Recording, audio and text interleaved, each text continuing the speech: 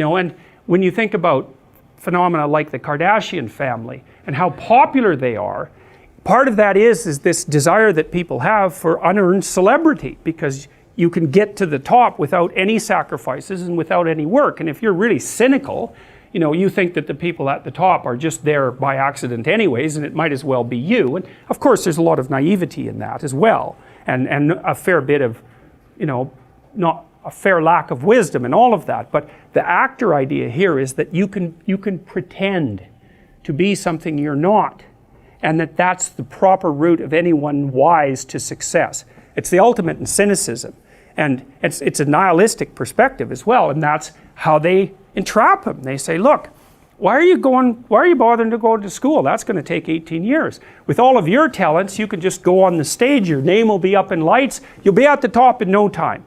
And what does the puppet know? And plus he does have some talents. He is, after all, a semi-autonomous puppet. Now, he doesn't exactly know how special that makes him, but the fox can obviously see something in him. And he's good at playing that naivety off and then offering these false promises. But see, the thing is, one of the things that Carl Jung said that I thought was really interesting when he was talking about the Oedipal situation in families, I never forgot this.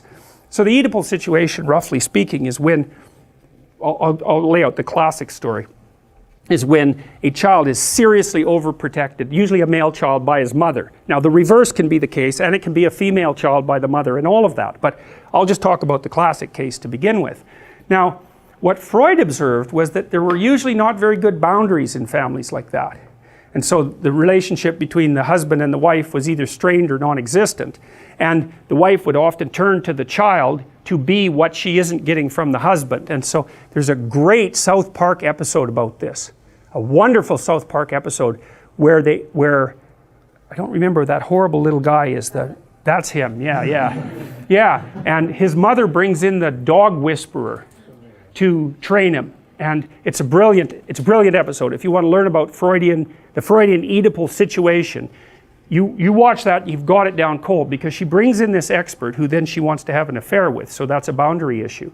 And he basically separates her son from him and imposes the same discipline on him that he would impose on a bad dog.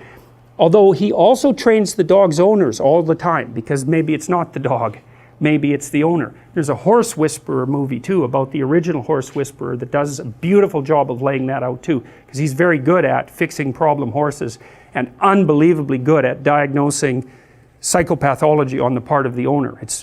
He's got a gift for it. But anyways, what happens in the South Park episode is that the dog whisperer gets Cartman, straightened out.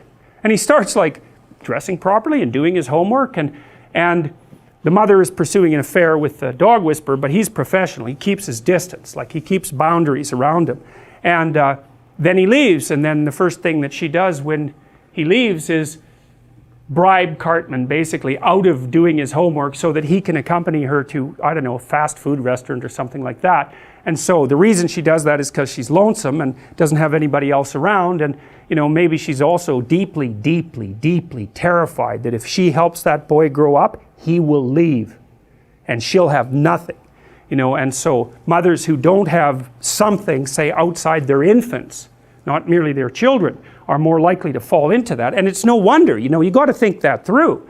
And lots of women most women really fall in love with their babies, And so even if they start growing into larger children, that can be threatening, because, when the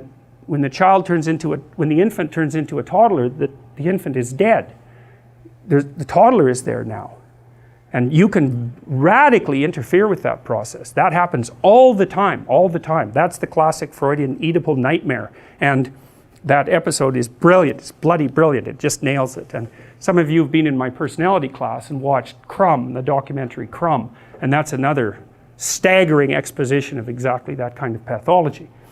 Anyways, one of the things Jung pointed out, so I knew this guy once who had a mother who basically was trying that trick, and she was very smart and had lots of tricks up her sleeves, and there's just no way he was going to go for it. He rebelled at every possible moment, and he basically became, I would say, somewhat hyper-masculine in response, which is an interesting lesson with regards to the hypermasculinity that boys often develop if they're raised by single mothers, because they tend to go one of two ways. And he just fought her at every step of the way, and it didn't happen. But one of the things Jung said, which I loved, and you can really see this in the Crumb documentary, is that the Oedipal mother basically entices the child, says, look, here's the deal. You don't have to do anything, but you don't get to leave.